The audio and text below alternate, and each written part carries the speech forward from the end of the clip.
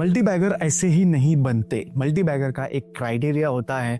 आप अगर सारे मल्टी बैगर्स देख लीजिए जो पास्ट में बने हैं, उसका एक पैटर्न वो कॉमन होगा सारे मल्टी बैगर में। मैं आज उसी पैटर्न की बात करूंगा।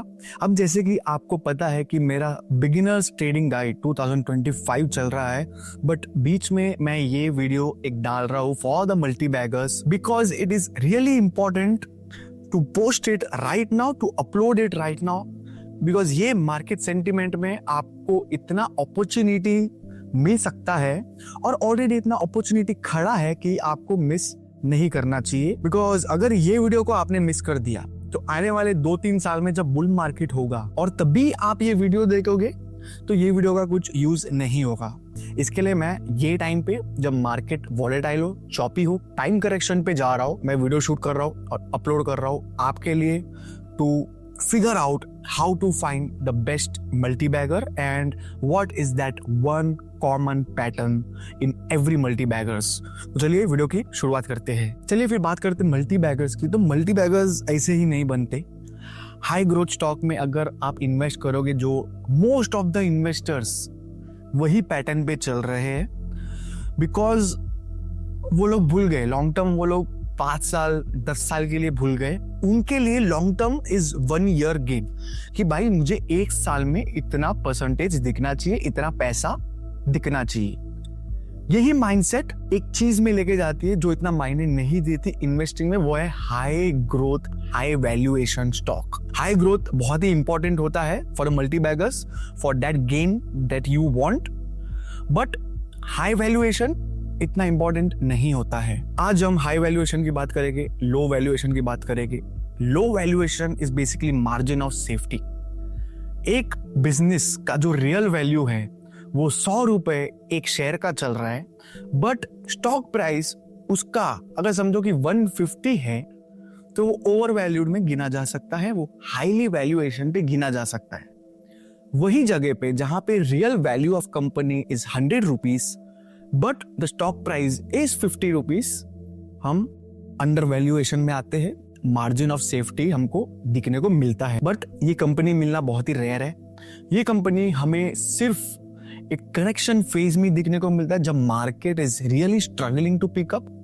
मार्केट एक करेक्शन में है, क्रैश हो रहा है, धीरे धीरे नीचे जा रहा है, स्मॉल कैप सब करेक्ट कर रहे हैं, सबका पी रेशियो डीरेट हो रहा है। वो टाइम पे हमको अंडर वैल्यूएशन स्टॉक देखने को मिलता है।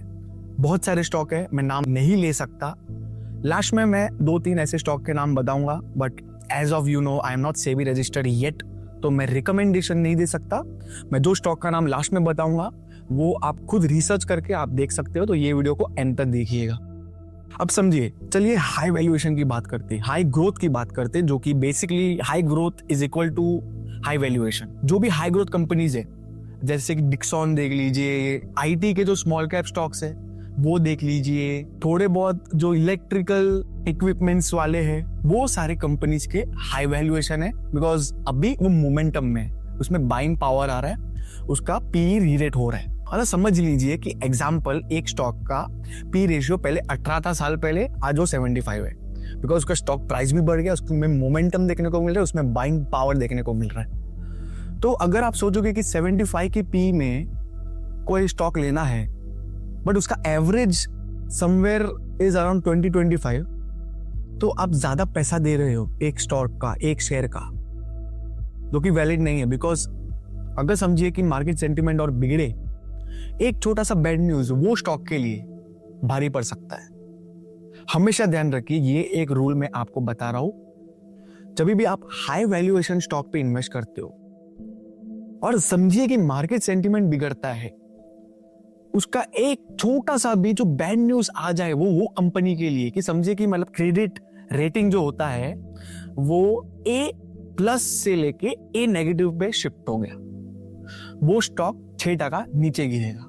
इतना फर्क पड़ता है बिकॉज एक छोटा सा बैड न्यूज में बड़ा सा इंपैक्ट पड़ सकता है। अब मैं आपको सेम एग्जांपल लेता हूं ब्लू जेट हेल्थकेयर का। अब ब्लू जेट हेल्थकेयर आप देखिए, उसका पी ऑलमोस्ट हाई पे चल रहा था, बात करें तो थोड़े टाइम पहले 67 पे चल रहा था, जो कि एवरेज और मीडियन पी वो 43 है। समझिए कि 67 पे चल रहा था, क्वार्टर रिजल्ट आया जो कि बहुत ही वीक आ गया। ठीक है, मतलब 50% डायरेक्ट डिक्लाइन देखने को मिला रेवेन्यू में क्वार्टर ऑन क्वार्टर बेसिस। अभी वो स्टॉक का पी रेशियो चल रहा है 27। स्टॉक ऑल टाइम हाई से 50% नीचे है, 50-45 समथिंग रह गया, मतलब समथिंग लाइक दैट। मैं वही बता रहा हूं कि एक बैड न्यूज स्टॉक को डायरेक्ट 50% नीचे गिरा देगा। अगर वही जगह पे ब्लू जेट हेल्थ केयर का पी रेशियो पहले 27 होता और ये बैड न्यूज आया होता तो इतना करेक्शन नहीं देता, इतना 50% नहीं गिरता, ऑलमोस्ट 5% या फिर 10% मैक्सिमम गिरता। आपको मार्जिन ऑफ सेफ्टी मिलता है जब आप लो वैल्यूएशन पे इन्वेस्ट करते हो। कोई भी बैड न्यूज में इतना इंपैक्ट नहीं पड़ता बिकॉज वो ऑलरेडी टूटा हुआ है, तो और कितना टूटेगा, ठीक है, जीरो तो नहीं होगा। मतलब कोई भी कंपनी ऑल टाइम हाई से जीरो तो नहीं होगी जब तक एकदम सिनेरियो ही पूरा उल्टा हो जाए या फिर कुछ फ्रॉड निकले। अभी रिसेंटली जो जेंसोल इंजीनियरिंग में फ्रॉड हुआ था, ठीक है, वो तो पूरा ऊपर से नीचे आ गया, तो ऐसे बहुत रेयर होते हैं। बट कोई भी कंपनी जीरो तो नहीं होती, ठीक है, जब तक कुछ फ्रॉड चल रहा हो। मैं वही समझा रहा हूं कि जब आप हाई वैल्यूएशन पे डालते हो, आप रिस्क आपका इंक्रीज करते हो। जब आप लो वैल्यूएशन पे डालते हो, आपका रिस्क डिक्रीज हो जाता है एक्सपोनेंशियली। मैं ये बता रहा हूं क्योंकि स्मॉल कैप का अभी पीई रेशियो ऑलमोस्ट एवरेज पे चल रहा है बहुत सालों का, जहां पे थोड़े टाइम पहले हाई था। स्मॉल कैप आप देखोगे तो बहुत गिर चुका है, ठीक है, या फिर नहीं भी गिरा है, ऑल टाइम हाई के एकदम क्लोज भी है, तो उसमें टाइम करेक्शन चल रहा है। स्टॉक्स नहीं भाग रहे स्मॉल कैप के, माइक्रो कैप तो छोड़ दीजिए, माइक्रो कैप के स्टॉक्स ऑलमोस्ट 60% डाउन है, 70% डाउन है, 80% डाउन है। स्मॉल कैप के 50% डाउन है, 60% डाउन है। इसमें ही आपको अपॉर्चुनिटी मिलता है। यही टाइम है आपको ऐसा स्टॉक ढूंढना है कि आपका जो वैल्यू, रियल वैल्यू है, उसके नीचे भाव में मिल रहा। तो जब भी मार्केट सेंटिमेंट सुधरेगा, ग्रोथ सुधरेगा, ओवरऑल इकोनॉमी सुधरेगी, अनसर्टेनिटी अभी जो चल रहा है मार्केट में, वॉलेटिलिटी, जो टैरिफ इश्यूज है, वो नीचे आएंगे, तो ये सारे स्टॉक का पीई री रेटिंग की शुरुआत होगी। एक एग्जांपल देता हूं, आज का एग्जांपल है शक्ति पंप। शक्ति पंप ऑल टाइम हाई से कितना गिरा है? अगर हम बात करें, शक्ति पंप का ऑल टाइम हाई से 52 वीक लो बनाया था 60% फ्रॉम ऑल टाइम हाई, ठीक है, 60%। उसका पीई रेशियो जहां पे 103 पे चल रहा था, 103, ठीक है, वो अभी 18 पे आ गया था थोड़े टाइम पहले जब बॉटम बनाया था, जब 52 वीक लो बनाया था, ठीक है। अभी उसका पी रेशियो 23 है 5 दिन में, फ्रॉम 18 to 23, ज्यादा नहीं बढ़ा है। वही जगह पे स्टॉक की बात करें तो स्टॉक 550 से 786 हो चुका है, जो कि ऑलमोस्ट 52 वीक लो से 41% 5 दिन में ऊपर है। तो अगर समझिए कि वापस से शक्ति पंप में ऑर्डर फ्लो बढ़ता है, अच्छे से ऑर्डर्स आते हैं, ग्रोथ बढ़ता है, वापस से हमको रेवेन्यू 25% देखने को मिलता है, तो पीई री रेटिंग कहां जाएगा? अगर समझिए कि 23 से लेके 60 भी चले जाए, स्टॉक प्राइस कहां पहुंचेगा? ये आप सोच के देखिए। इसके लिए सारे से जो बहुत ही एकदम मतलब प्रोफेशनल इन्वेस्टर्स आप कह लीजिए, पीटर लिंच, वॉरेन बफेट, ये आप नोटिस नहीं करोगे उनको कि वो लोग हाई ग्रोथ की बात कर रहे हैं, नहीं, बहुत ही रेयर होगा। आप हमेशा उनको देखोगे कि वो वैल्यूएशन की ही बात करेंगे। वैल्यूएशन ढूंढना है, अच्छा वैल्यूएशन ढूंढना है तो उसका कुछ तरीके होते हैं, जैसे कि मतलब कैश फ्लो एनालिसिस, जो डिस्काउंटेड कैश फ्लो एनालिसिस होता है वो करना पड़ता है, रिलेटिवली वैल्यूएशन देखना पड़ता है, कंपेयर करना पड़ता है पेयर्स के साथ, तब जाके हमको एक वैल्यूएशन देखने को मिलता है, एक इंस्ट्रिंसिक वैल्यू मिलता है स्टॉक का। वो हिसाब से हम चेक कर सकते हैं कि क्या चल रहा है, रियल वैल्यू क्या है और स्टॉक प्राइस क्या है। ऐसे ही अगर डिक्सॉन की बात करें तो डिक्सॉन कितना नीचे आया, लोग बोल रहे हैं कि डिक्सॉन का पी री रेटिंग हो चुका है। उसका पी रेशियो 1 साल पहले 212 पे चल रहा था, आज उसका 64 पे चल रहा है, मतलब एवरेज 126 है, उसके भी नीचे चल रहा है, ठीक है। मतलब 126 पी रेशियो वो डिक्सॉन का नॉर्मल पी है, ठीक है, मतलब ग्रोथ दे सकता है। बट जहां पे जो कंपनी पहले 100% रेवेन्यू ग्रोथ दे रही थी, वो ये टाइम पे 25% रेवेन्यू ग्रोथ दे रही है। डिक्सॉन ऑलरेडी अगर हम बात करें, अगर हम 10 साल का व्यू देखें तो डिक्सॉन ऑलरेडी 400 रुपीज से 19,000 तक तो पहुंच ही चुका है, 19,000 18,000। अभी आप बोलोगे कि वापस से मल्टी बैगर डिक्सॉन हो सकता है, तो थोड़ा मुश्किल है, बिकॉज एक बार जब कोई कंपनी मल्टी बैगर बन जाती है उसका बिजनेस कभी तो स्लो डाउन होता है, उसके रेवेन्यू में कभी तो फर्क पड़ता है। जैसे कि डिक्सॉन को 5 साल लगा है मल्टी बैगर बनने को, from like 400 rupees to like 18,000 rupees. 5 साल में वो मल्टी बैगर बना है। अगर अभी की आप बात करोगे और वही जगह पे चलो उसका पी रेशियो की बात करें तो 40 से लेके 212 गया है। उसका पी रेशियो 40 था, अभी उसका 212, जब उसने हाई बनाया 212 पी था। तो समझिए जहां पे पी रेशियो 40 टू 200 रुपीज गया है, मतलब 200 पी रेशियो गया है, वही जगह पे स्टॉक का भाव 400 से 20,000 गया है। इतना फर्क है पीई री रेटिंग का। डिक्सॉन में वापस से ये चीज सिनेरियो देखने को मिल सकता है, रेयर है, बिकॉज बिजनेस कूल डाउन होता है। EMS is a futuristic sector, ठीक है, वो मतलब इलेक्ट्रॉनिक्स का बादशाह है, इंडिया में लीडर है, वो ईएमएस का लीडर है, बट कहीं ना कहीं बिजनेस स्लो डाउन करती है। और जब बिजनेस स्लो डाउन करती है और जैसा ऐसा टाइम आता है कि मार्केट नीचे है, स्टॉक गिरा हुआ है, तो वो वैल्यू बाय होता है, वो ग्रोथ बाय नहीं होता है। जो 2020 में डिक्सॉन था वो value buy plus growth buy था, इसके लिए हमको मल्टी बैगर देखने को मिला। Multibagger is equal to value plus growth buy. जहां पे हमको वैल्यूएशन सस्ता मिल रहा है उसमें ग्रोथ का भी पोटेंशियल हमको दिख रहा है, वो हमको डिक्सॉन में 4 साल पहले दिख गया था, इसके लिए मल्टी बैगर बना है। अब जाके मैं जो स्टॉक का नाम ले रहा हूं वो आपको सीरियस नहीं लेना है, वो रिकमेंडेशन नहीं है, आपको खुद का रिसर्च करना है। ये 2-3 स्टॉक का मैं जो नाम ले रहा हूँ वो उसका वैल्यूएशन अभी अपने रियल वैल्यू से नीचे है। मैंने एनालिस किया था like through cash flow, through relative valuation matrix सब चेक करके। पहला है एसीसी सीमेंट, उसका पी रेशियो देखोगे, उसका वैल्यूएशन मैट्रिक्स देखोगे, उसका ग्रोथ देखोगे, उसका कैश फ्लो देखोगे, उसका वैल्यू अभी रियल वैल्यू से नीचे, तो ये एक अंडर वैल्यूएशन स्टॉक मुझे लग रहा है, एसीसी सीमेंट।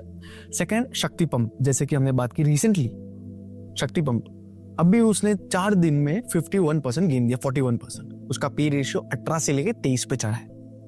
अगर समझो ग्रोथ दिखता है हमको, जो कि दिखने वाला है बिकॉज पंप का गवर्नमेंट सपोर्ट बहुत ही अच्छा है, एंड प्लस ग्रोथ हमको दिखने को मिल रहा है, प्लस ऑर्डर बुक्स इनके फुलफिल हो रहे हैं, एग्जीक्यूशन इनका फुलफिल हो रहा है।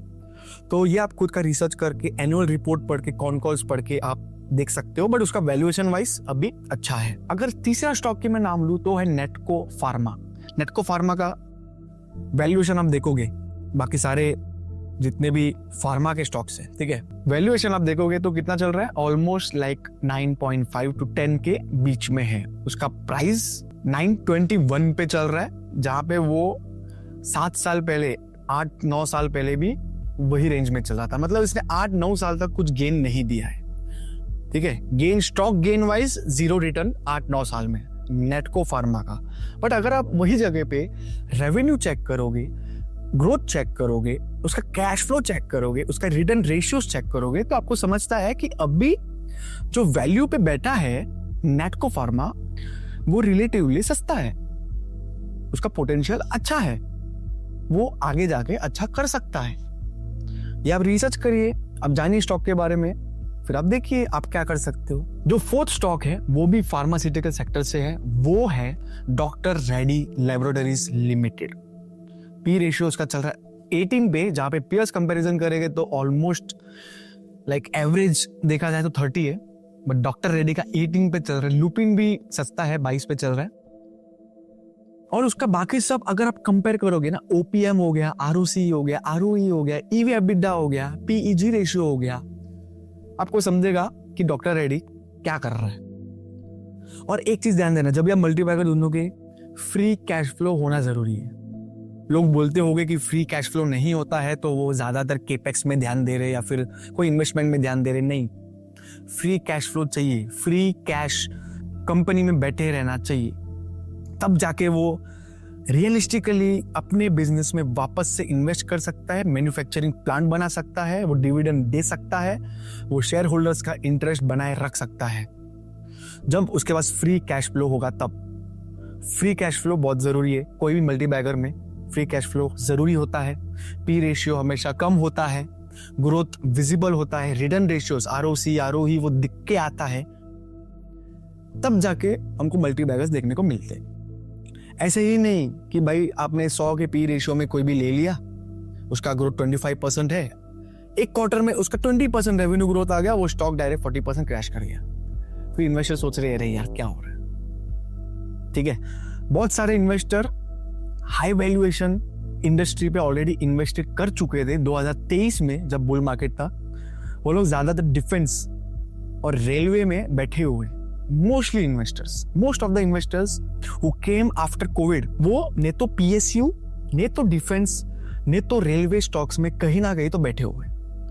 चलिए पीएसयू की बात करें तो ठीक है, फिर भी फेयर वैल्यूएशन पे चल रहा है, लेकिन जो डिफेंस है उसका इंडस्ट्री का ग्रोथ अगर रुक जाता है, कहीं ना कहीं हमको थोड़ा डिफॉल्ट में देखने को मिलता है, तो सारा डिफेंस के स्टॉक नीचे आएंगे, एवरेज वैल्यूएशन वो सबका नीचे आएगा।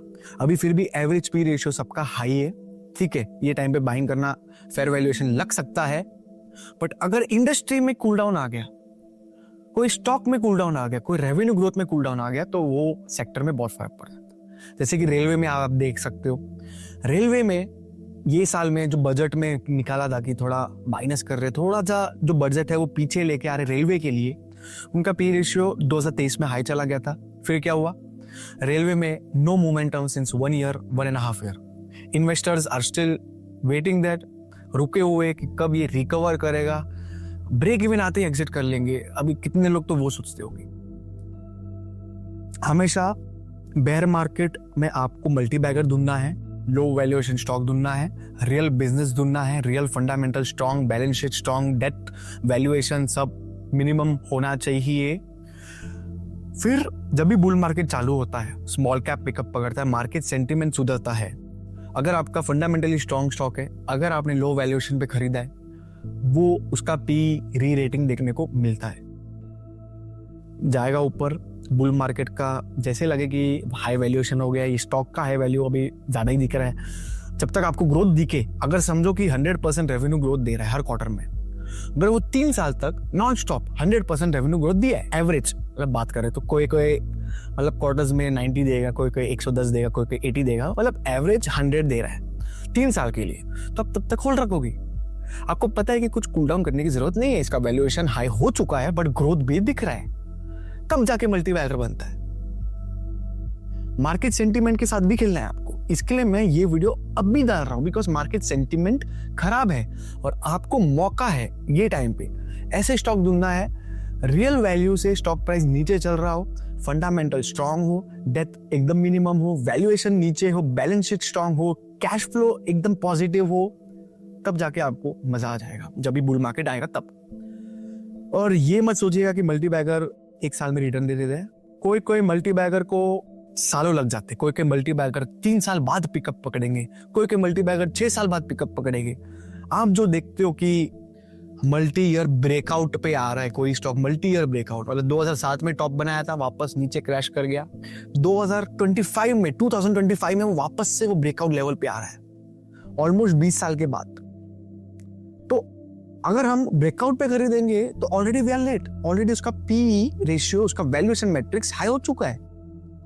वही टाइम पे अगर हम बिजनेस जान के, फंडामेंटल जान के, स्ट्रॉन्ग बैलेंस शीट जान के अगर हम लो लेवल पे इन्वेस्ट करते और हम शायद तक 6 साल रुकते, शायद तक 3 साल रुकते, पर जब भी वो पिकअप पकड़ता आपका directly stock from 50 rupees to like 5,000 in no time. ठीक है, जब भी शुरुआत होता है तब, बट वो शुरुआत के लिए रुकना पड़े ना रुकना पड़े ये तो आपके स्टॉक पे डिपेंडेंट है। इसके लिए मैं बता रहा हूं, ये टिप को अगर आप फॉलो करोगे, आप हमेशा इन्वेस्टिंग में कहीं ना कहीं तो आगे रहोगे। तो समझिए कि अगर ये मार्केट में आपने ऐसे 10 स्टॉक्स ढूंढने हैं जो जिसका पोटेंशियल है मल्टी बैगर बनने का, तो आपका हाईली चांसेस है कि बुल मार्केट जब शुरुआत होगी, बुल मार्केट के जब टॉप होगे, तब आपका 2 या फिर 3 मल्टी बैगर्स तो ऑलरेडी बन चुके होंगे। बाकी 7 लॉस में भी चल रहा हो ना तो आपको फर्क नहीं पड़ेगा, ठीक है। और वो लॉस इतना भी नहीं दिखाएगा बिकॉज आपने लो वैल्यूएशन स्टॉक खरीदा है, उसका रिस्क ऑलरेडी लिमिटेड होता है ना। तो अगर 10 में से 2-3 मल्टीबैगर बन गए, हो गया आपका काम। अभी मुझे एक रिसेंटली स्टॉक दिख रहा है जो मल्टी ईयर ब्रेकआउट पे जा सकता है, उसका फंडामेंटल इंप्रूव हो रहा है, बैलेंस शीट इंप्रूव हो रहा है, डेट लेवल कम हो रहा है, कैश फ्लो इंप्रूव हो रहा है, रिटर्न रेशियोज इंप्रूव हो रहा है, उसका बिजनेस ग्रोथ इंप्रूव हो रहा है, वो है सुज़लॉन एनर्जी। ये स्टॉक को आप रिसर्च कर सकते हो। अभी भी वो वही लेवल पे चल रहा है जहां पे बहुत साल से था, ठीक है। उसका जो बिजनेस मॉडल था वो 20 साल पहले फेल हो चुका था, इसके ऑल टाइम हाई से वो नीचे गिरा ऑलमोस्ट 90%। इतने साल साइड में था, अब जाके वापस वो धीरे धीरे पिकअप पकड़ रहा है। स्टॉक प्राइस में पिकअप पकड़ रहा है, मतलब फंडामेंटली भी पिकअप पकड़ रहा है। और उसका वैल्यूएशन भी अगर हम पीयर से कंपैरिजन करें, सीमेंस से कंपैरिजन करें, कोई भी एनर्जी सेक्टर से, कोई भी एनर्जी स्टॉक से कंपैरिजन करें, तो सुज़लॉन एनर्जी का वैल्यूएशन फिर भी अच्छा है, फेयरली वैल्यूएशन चल रहा है। ऐसे आप स्टॉक ढूंढ सकते हो। रिकमेंडेशन नहीं है, आई एम नॉट सेबी रजिस्टर्ड। अगर आप कॉपी करोगे ये चीज को, जितना भी मैंने नाम लिया है, नुकसान करोगे तो मेरा लुकआउट नहीं है, ठीक है। यही बताना था। अगर आपको स्क्रीनर चाहिए, यही सारा जो मैंने मैट्रिक्स बताया है, इसके पास मेरा स्क्रीनर है, तो ये कमेंट में लिखिए आप स्क्रीनर, और मैं आपसे वो लिंक शेयर करूंगा।